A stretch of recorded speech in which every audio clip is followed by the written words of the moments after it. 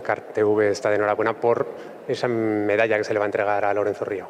Sí, y es que no podía ser de otra manera. Cada año intentamos que uno de la casa sea el que venga porque nos sentimos así. De alguna manera es la forma de agradecer que tenemos esa colaboración mutua.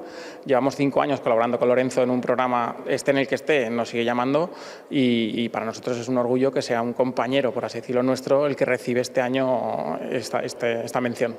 En esta ocasión también está de celebración 2 grupos de la Policía Nacional, que uno cumple 50 y el otro 30.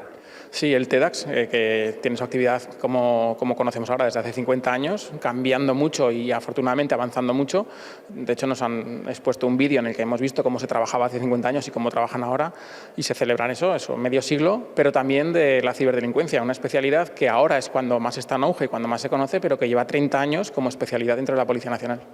Pues muchísimas gracias, Cristian. Le dejamos porque seguro que quiere entrar rápidamente a continuar en este acto que se está llevando a cabo. Hemos tenido la oportunidad de hablar antes con Lorenzo Río para que nos contase y nos explicase qué siente en esta entrega que le van a hacer de esta medalla.